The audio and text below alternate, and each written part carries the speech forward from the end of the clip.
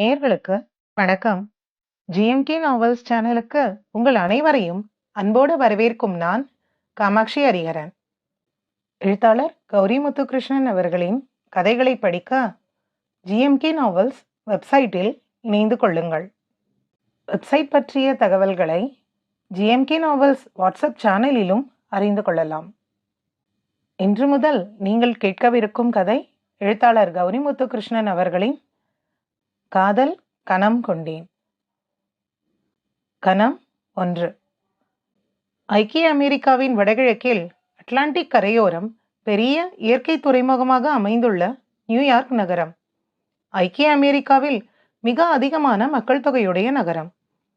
இங்கு உலகெங்கிலும் இருந்து குடிபெயர்ந்த மக்கள் வாழ்வதால் இந்த நகரத்தின் தாக்கம் வணிகம், நிதி, பண்பாடு, பொழுதுபோக்கு போன்ற துறைகளில் உலகளாவிய அளவில் கூடுதலாகும்.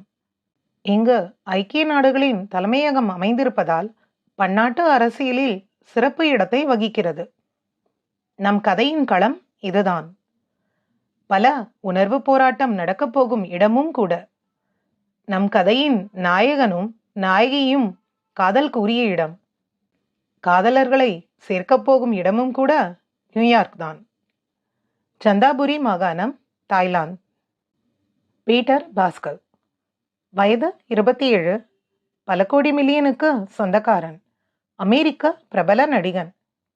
த dead heart, a drop of love போன்ற பல வெற்றி திரைப்படங்களில் நடித்ததன் மூலம் பரிச்சயமான நடிகன். தயா அவனின் இப்போதைய காதலி. அன்புக்கு மட்டுமே கட்டுப்படும் பெண். இப்போது பீட்டருக்கும் கட்டுப்பட்டவள். அவளின்றி பீட்டர் இல்லை என்ற நிலை. அவளின் உலகமே பீட்டர் தான். அவனின் விசிறி, காதலி, கூடிய விரைவில் மனைவி. பீட்டர், வா சாப்பிட, தயா அழைக்க. பசி இல்ல, பீட்டர் பதிலுரைத்திருந்தான். அவளை நீ மறக்க போறதில்ல, அப்புறம் ஏன் விட்டு இங்க வந்த? அவளை நான் எப்போ மறப்பேன்னு சொன்னேன்? உன்னை விட எனக்கு அவ தான் முக்கியம். அவளை பத்தி நீ பேசவே கூடாதுன்னு சொல்லியிருக்கேன். அவ உன்னை மறந்திருப்பா பீட்டர். அவ வாழ்க்கைய, அவளோட புது காதலனை தேடி போயிருப்பா. அதுதான் எனக்கும் வேணும். என்னை விட்டு அவ போகணும்னு தானே நான் விலகி வந்தேன். அவ என்னோட இருக்க வேண்டாம். அவ கூட நானும் இருக்க மாட்டேன். என்னால அவளுக்கு தொல்லை தயா. கடவுள் ஏன் எங்களுக்கு இப்படி ஒரு உறவை தந்தான்? அவ சந்தோஷமா இருக்கணும் எனக்கு. அதுக்காக என்ன வேணாலும் செய்வேன். ஆயுஷ் ரொம்ப நல்ல பொண்ணு. அவளை மறக்க முடியாது. சரி, உன் நினைப்ப தள்ளி வை. அவ சந்தோஷம்தான் எனக்கும் வேணும். நானும் அதைத்தான் வேண்டிட்டு இருக்கேன். நிறைய புயல் அவ வாழ்க்கையில. அவளுக்கு அமைதி தர கர்த்தர் தான் வழி செய்யணும். வா சாப்பிட போகலாம். தயா உணவு தர உண்டுவிட்டு அவனின் பழத்தோட்டம் சென்று விட்டான். ரம்புட்டான் அவனுக்கு பிடித்த பழம். இன்று அதன் அறுவடை. அவனுக்கு பிடித்த வேலையும் கூட. என்னதான் அவன் தோட்டத்தில் மங்குஸ்தான், பலா, மாம்பழம், durian, rose apple, pomelo, custard apple, salak பழம் என்று விளைந்தாலும் பீட்டரின் விருப்பம் எல்லாம் ரம்புட்டான் தான். அந்த பழத்தைப் போலவே வெளியில் கசப்பும் உள்ளே இனிப்பும் கலந்த மனிதன். ரம்புட்டான் குறிப்பு. ரம்புட்டான் ஒரு குளுமையான பழம். இப்பழம் மிகவும் இனிப்பாக இருக்கும். இப்பழத்தை 3 பாகமாக பிரிக்கலாம். அதாவது பழத்தின் மேல்தோல் பகுதி, பழத்தின் சதைப்பகுதி மற்றும் விதைப்பகுதி. பழத்தின் தோல் பகுதி மிகவும் கசப்பாக இருக்கும். அதே போன்று பழத்தின் விதையும் மிகவும் கசப்பாக இருக்கும். இவை இரண்டிற்கும் நடுவில் இருக்கும் சதைப்பகுதி மட்டுமே உண்ணுவதற்கு ஏதுவாக இருக்கும். மாலை வரை அறுவடையில் இருந்துவிட்டு இல்லம் வந்தான். சோர்வு அவன் உடலை அழுத்த குளித்து வந்தான். தயா சா என் என்று கூறப்படும் தாய்லாந்து தேநீரை தந்தாள். அதன் குளுமையும் இனிப்பு சுவையும் அவனின் சோர்வை விரட்டியிருந்தது. இருவரும் கிளம்பி வெளியில் சென்றனர். சாயன் குறிப்பு. சாயன் அல்லது தாய் ஐஸ்கட் டீ என்பது சுவையான தாய்லாந்தின் பாரம்பரிய தேநீராகும். பால் மற்றும் இனிப்பு சுவை கொண்டது. சாயன் தேயிலை இலைகளால் காய்ச்சப்பட்டு பின்னர் கண்டென்ஸ்டு மில்குடன் இனிப்பு கலந்து தயாரிக்கப்படுகிறது. நீங்கள் இதை குளிர்ச்சியாக அல்லது சூடாக அனுபவிக்க தேர்வு செய்யலாம். எந்த வகையிலும் இது சுவையாக இருக்கும். பீட்டரும் தயாவும் அன்றாடம் செல்லும் இடம் ஆக்ரேட்டி கடற்கரை. எந்தவிதமான சாகச விளையாட்டும் இல்லாத இடம் என்பதால் கூட்டம் இங்கே மிக குறைவு. அமைதியாக அமர்ந்து ஓய்வெடுக்க சிறந்த இடம். அந்த அழகிய அமைதியில் பீட்டர் தயா கைகளை அவன் கைகளோடு சேர்த்து அமர்ந்திருந்தான். அழகான கடலின் காட்சி, கையறையில் காதலி, இரண்டும் அவனின் மனதிற்கு அமைதிதான். ஆனால் ஆயுஷ், அவள் எப்படி இருக்கிறாள் என்று அவன் மனம் அடிக்கடி கேள்வி கேட்டுக்கொண்டே இருந்தது. பீட்டரின் வாழ்க்கை முறை இது அல்ல. இப்போது முற்றிலும் மாறியிருந்தது. அதுவும் அவன் இதையெல்லாம் என்றும் எதிர்பார்த்தவன் இல்லை. எத்தனை செலவு செய்தாலும் குறையாத பணம், அவன் கையசைவுக்கு காத்திருந்த வேலையாட்கள், அவன் கண்ணசைவுக்கு காத்திருந்த பெண்கள். மதுவுக்கு அளவு உண்டு, ஆனால் மாது அதற்கு அளவு கிடையாது. அவன் யாரையும் தேடி செல்பவன் கிடையாது, ஆனால் வாரம் ஒரு முறையாவது அவனை நாடி வரும் பெண்கள். காதலிகளும் நிரந்தரம் அல்ல. ஆடை போல அவனுக்கு நேரத்திற்கு ஒரு காதலி. தயா அவன் வாழ்வில் வந்தது கூட இது போல ஏதோ ஒரு நாள் இரவுக்காகத்தான். இன்று அவனுக்கு துணையாகி போயிருந்தாள். காதலை முழுதாய் சொல்லிக் கொடுத்திருந்தாள். Peter pascal. அந்த ஆரடி அழகன் அவன் சிரம் தாழ்ந்து அடிமையாக இருப்பான் என்றால் அவளின் காலடியில் மட்டும்தான். அவளின்றி அவன் ஏது? அவள் நினைவின்றி ஒரு நாள் கூட நகர்த்த முடியாத இவன்தான் அவளை விலகி வாழ முடிவெடுத்துள்ளான். விதி அவனை அவளோடு இணைக்க காத்திருக்கிறது. காலம் வரும், அவளை காண வேண்டிய நாளும் வரும். மலையாளப்புழா, பதனந்திட்டா, கேரளா. குறிப்பு: மலையாளப்புழா என்பது கேரளாவின் பதனம்திட்டாவின் நகர புறநகர் பகுதிகளுக்கு வெளியே உள்ள ஒரு கிராமமாகும். இது பதனம்திட்டா மத்திய சந்திப்பிலிருந்து 7 கிலோமீட்டர் தொலைவிலும் கும்பா சந்திப்பிலிருந்து 5 கிலோமீட்டர் தொலைவிலும் உள்ளது. மலையாளப்புழா அதன் பழங்கால பத்ரகாளி கோயில் பிரபலமானது. இந்த இடம் 9.5 அடி உயரமுள்ள கோயில் யானை மலையாளப்புழா ராஜனுக்கும் பிரபலமானது. அரசு இயக்கப்படும் மற்றும் தனியார் பேருந்துகள் தவிர ஜீப் சேவை மலையாளப்புழாவில் பிரபலமான போக்குவரத்து முறையாகும். புனித ஜார்ஜ் மலங்கரா கத்தோலிக்க தேவாலயம், பொன்னம்பு. காலை பொழுது அவளின் குரலோடு விடிந்து கொண்டிருந்தது. அத்தனை காலையில் தேவனின் முன் நின்று மனமுருகி பாடிக்கொண்டிருந்தாள் ஆயுஷ். 1 வருடமாக அவளின் காலை இப்படித்தான் விடுகிறது. ஆயுஷ் அவளின் பிரார்த்தனை முடித்து அவளுக்காக தேவாலயம் அருகில் ஒதுக்கப்பட்டு இருந்த இல்லம் வர ஜெய்டன் நன்றாக உறங்கிக் கொண்டிருந்தான். எழுந்திரி, மணி என்ன தெரியுமா? நான் கால பிரார்த்தனை முடிச்சு வந்துட்டேன். இன்னைக்கு நிறைய வேலை இருக்கு. வரப்போற கிறிஸ்துமஸ் தினத்துக்கு நிறைய ஏற்பாடு செய்யணும். மதர் வர சொல்லி இருக்காங்க. அக்கா, எப்போ நியூயார்க் போவோம்? எப்போதான் நீ பைய பார்க்க போற? இதுல அவர் தப்பு எதுவும் இல்லையே. சொல்ல போனா அவர் உன்னை பிரிஞ்சு கவலைப்பட்டுட்டு இருப்பார். ஜெய் கூற. ஜெய், ஏன் உன்னால இங்க இருக்க முடியலையா? இல்ல வேலை செய்ய வலிக்குதா? நியூயார்க், அங்க எனக்கு என்ன இருக்கு? நான் யாருக்காக போகணும்? எனக்கு நீ, உனக்கு நான், அவ்வளோதான். உன் காதலை எப்படி மறக்க முடியுது? பை இதுல என்ன செய்தார்? அவன் அவனுக்கான பொண்ணை இந்நேரம் தேடி இருப்பான். என் இடத்த வேற ஒருத்தி நிரப்பி இருப்பா. அவனுக்கு என் காதல் தேவையில்லாத ஒண்ணு ஜெய். என் காதல் முடிஞ்சு போயிடுச்சு. இனி நான் இங்கதான் இப்படியே கர்த்தர் காலுக்கு கீழே என் வாழ்க்கையை முடிக்க போறேன். அவருக்கு சேவை செய்யறது தான் இப்போ எனக்கு ஒரே நிம்மதி. அதை விட்டு எங்க போக சொல்ற? ஆயுஷ் கேட்க, சரி அக்கா, உன் காதல் முடிஞ்சு போயிடுச்சு. ஏன் ஜிப்சி, அவளை ஏன் மறந்தீங்க? எனக்காக அவ காத்து இருப்பா அக்கா. வந்துருவேன்னு சொல்லிட்டு வந்தேன். நான் போகணும், அதுக்கு நீயும் வரணும். போதும் இந்த சிறவாசம். போ ஜெய், உன் ஜிப்சி காத்து இருப்பா. என்னை பத்தி கவலை வேண்டாம். நான் நீ போனதும் இடம் மாறி போயிடுவேன். என்னை தேடி வராத.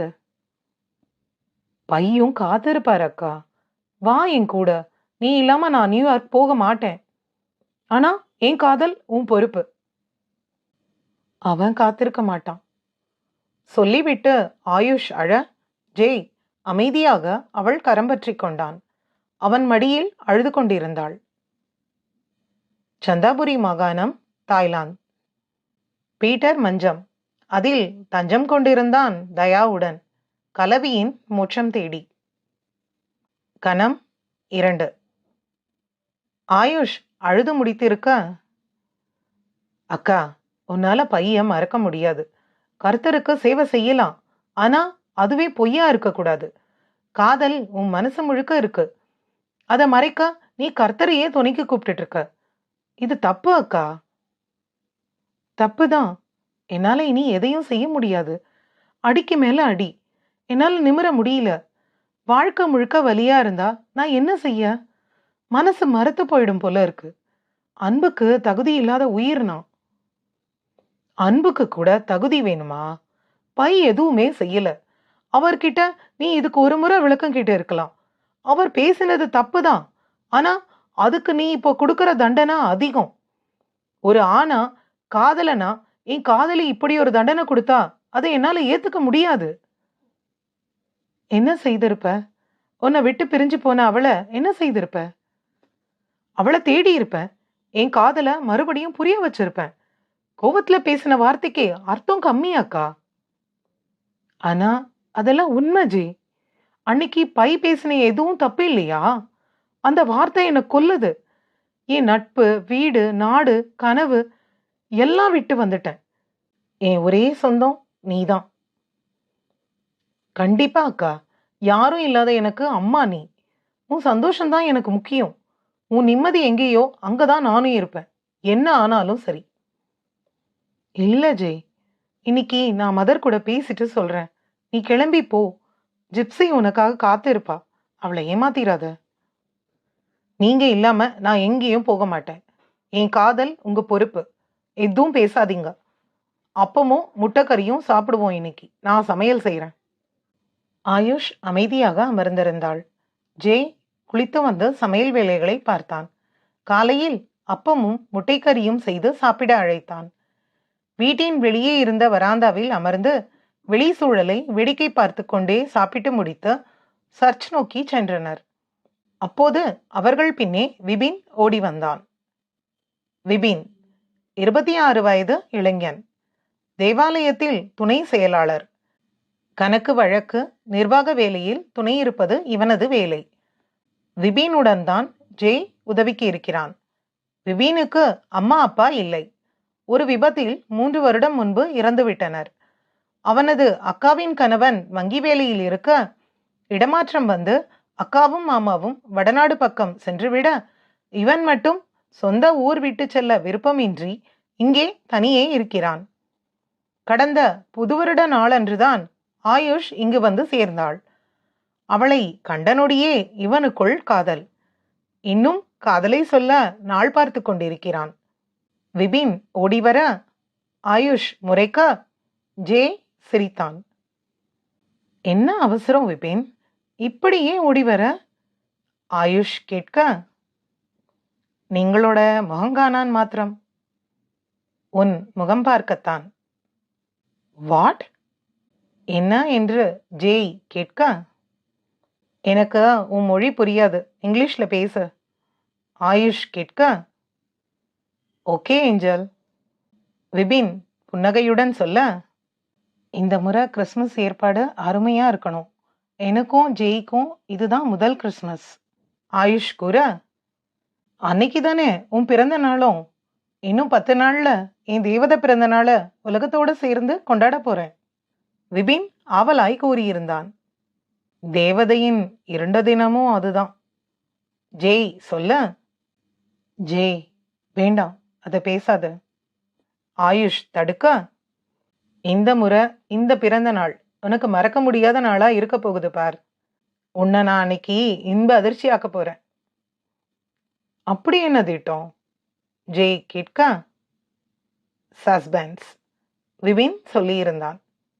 போங்க, போய் உங்க வேலையை பாருங்க. நான் பிராக்டிஸ் போயிட்டு வரேன். ஜெய், நீ போய் வேலையை பாரு. நான் ஆயுஷ் பாடுறத கேட்டு வரேன். நல்லா தூங்கி கால பிரார்த்தனையை விட்டேன். ஆயுஷ் சென்று பாட ஆரம்பித்தாள். விபின் அவளின் குரலில் மயங்கி கண்மூடி அமர்ந்திருந்தான்.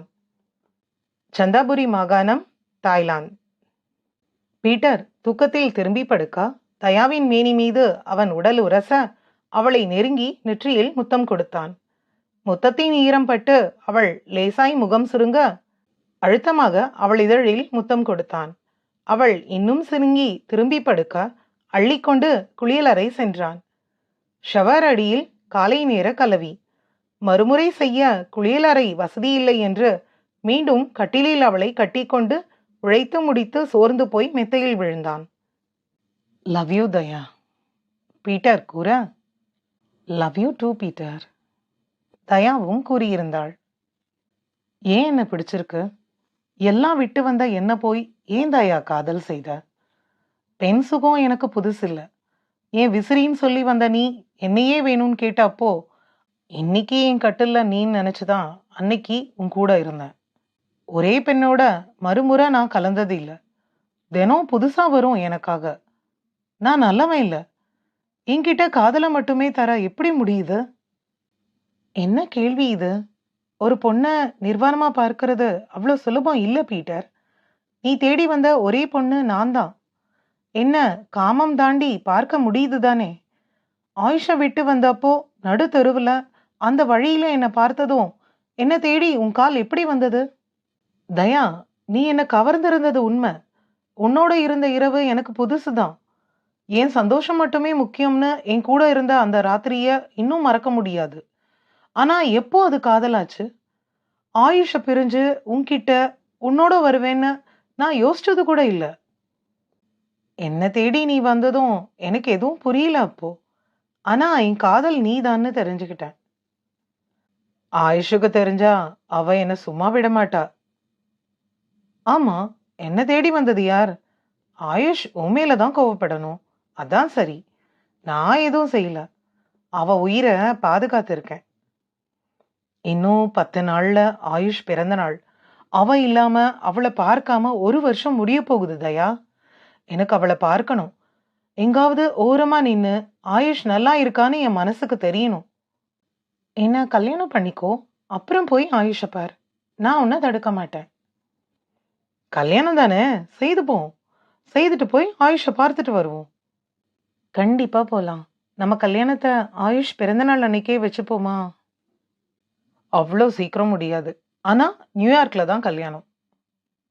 என்ன சொல்ற பீட்டர்? ஆயுஷ் என் கல்யாணத்துக்கு வர வாய்ப்பில்லை. ஆனா அவளுக்கு என் கல்யாணம் தெரிய வேண்டாமா? என் மனைவி ஆக போற தயானி. பீட்டர் பாஸ்கர் எவ்வளோ பெரிய நடிகன் தெரியுமா? உலகம் முழுக்க என்ன தெரியும். ஊர் அறிய நம்ம கல்யாணத்தை சொல்ல வேண்டாமா? Peter, love you. என்னால இதை தாங்க முடியல. ஆயுஷ் இது போல இருக்கத்தானே விரும்பினா. அவளும் இதே போல சந்தோஷமா இருப்பான்னு நம்புறேன். ஆமா, ஏன் ஆயுஷ பார்க்க இத்தனை நாள் இல்லாம இப்போ மட்டும் இவ்ளோ ஆவல்? அவ பிறந்த நாள்.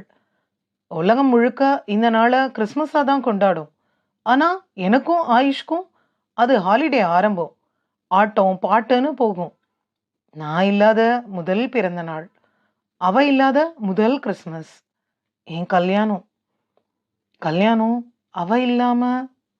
பீட்டர் கண் கலங்க. பீட்டர், என்ன இது? இதுதான் விதி. அவ இல்லாத வாழ்க்கை நரகம்தான். தெரியும் எனக்கு. நான் இருக்கேன் இனி அவ இடத்துல. என் ஆயுஷ் இருந்த இடத்த நான் யாருக்கும் தரமாட்டேன். காதல் கனம் கொண்டேன் அத்தியாயம் 1 மற்றும் 2 நிறைவு பெற்றது. கதை தாய்லாந்து கேரளான்னு மாத்தி மாத்தி பயணிக்குது. யார் இந்த பை? இந்த கேள்விகளுக்கான விடை வரும் அத்தியாயங்களில். அன்பு அனைத்தும் செய்யும். நன்றி.